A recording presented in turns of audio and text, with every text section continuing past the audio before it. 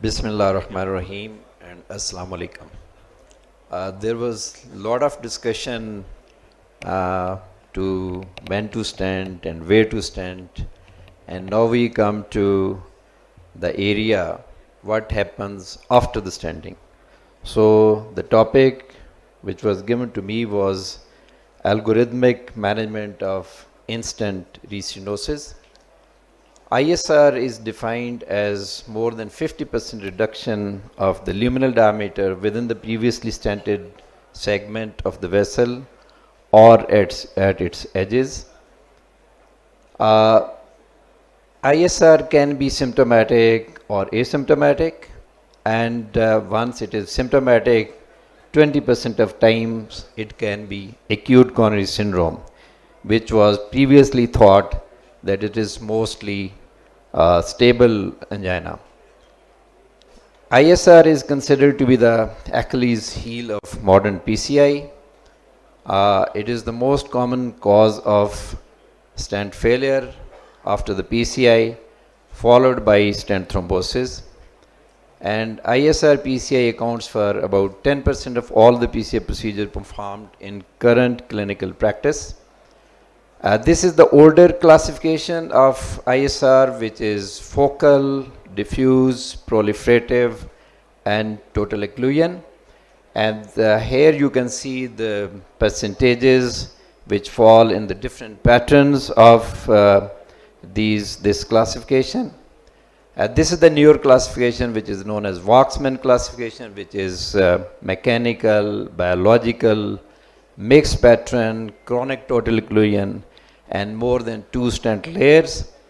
Now we come to the mechanisms of ISR, which can be mechanical or technical, which include stent underexpansion, undersizing, malapposition, stent fracture, or geographical miss, or the biological factors, which include neointimal hyperplasia, which is basically the smooth muscle cell proliferation and mixed matrix, and the neoatherosclerosis, which is actually the formation of atherosclerosis within the stented segment, and that includes the deposition of lipids and the macrophages and etc.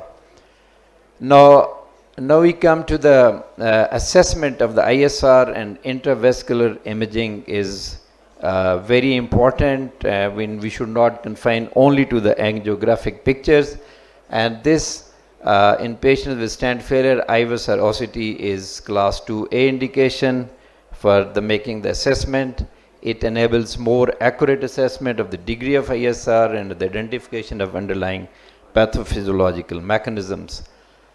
Here is a trial which is ultimate trial, and in which they compared angiographic guided PCIs with IVUS guided PCIs, and you can see the difference in the outcome, which is the TLR, the total vessel totally in failure. And in the second chart, you can the comparison has been made in the suboptimal PCI. It is the IVUS guided PCI was divided into 2 groups. One was the suboptimal result, the other was optimal result. And here again you can see there's a huge difference between the outcomes. Now coming to the IVUS, it has certain advantages, like it has a deeper tissue penetration, and a blood-free field is not required, and it can accurately assess the vessel sizing, and can demonstrate several findings like relevant ISR, including neointimal hyperplasia, neoatherosclerosis, underexpansion, stent undersizing, and calcification. And the disadvantages are that it has a shorter wavelength, and it has a poor axial resolution. And here you can have the images which show the comparison between IVUS and the OCT, showing neointimal hyperplasia, calcification, calcified neoatherosclerosis, lipid neoatherosclerosis, and stent underexpansion.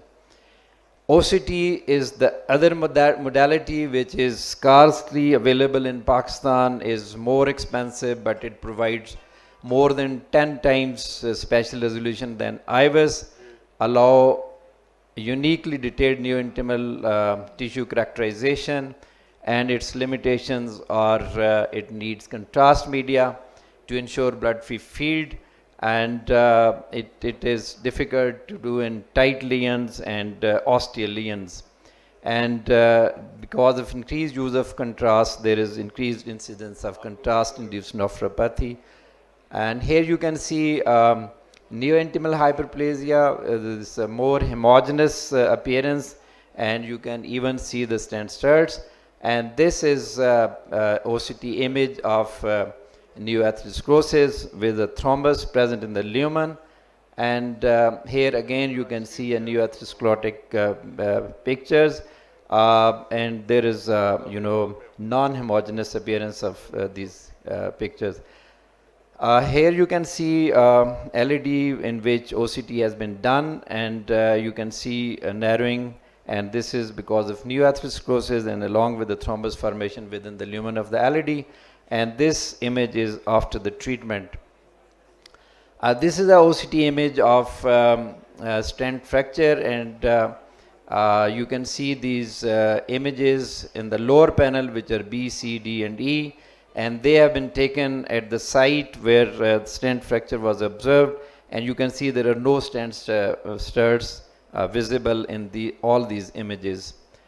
Now, coming to the management, prevention is better than cure, and the prevention of ISR lies in the fact that it should be a precision-guided PCI, it should be optimized to the maximum extent, and that includes well-opposed stents, well-expanded stents, landing zones, plaque burden should be less than 50%, and there should be no significant edge dissection. And the class of indication for usage of IVUS for prevention of ISR is class 2A, and OCT is also class 2A as an alternative to the IVUS.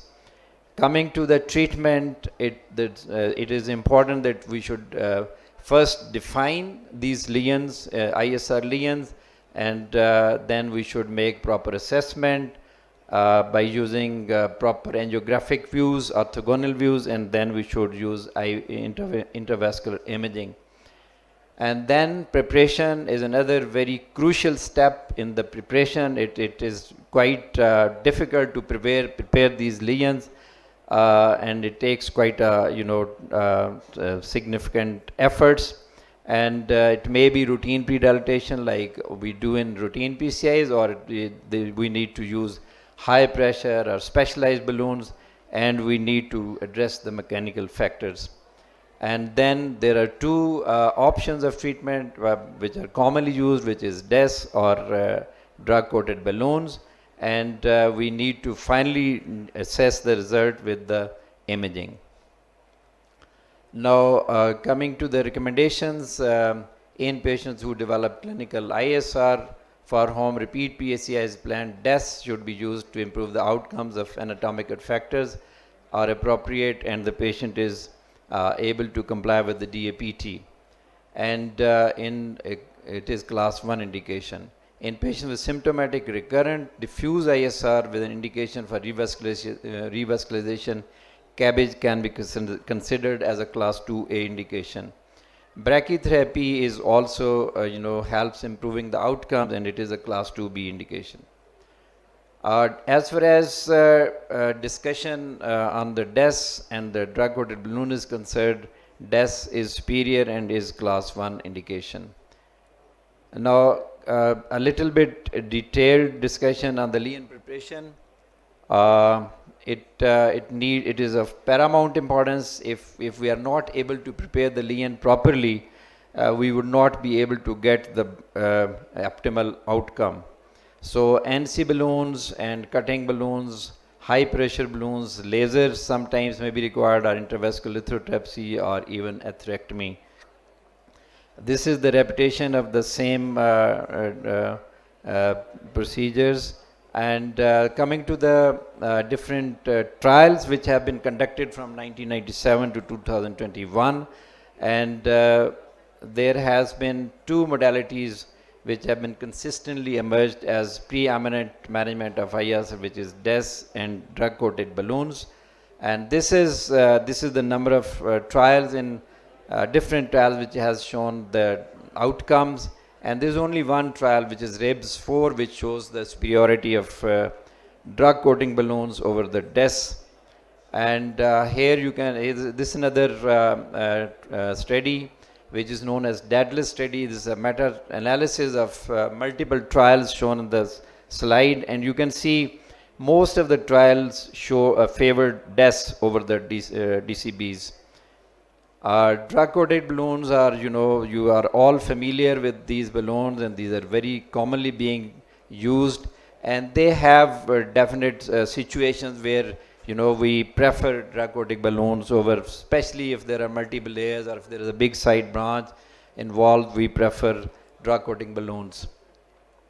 Now, these are certain factors where we, prioritize DES or DCBs.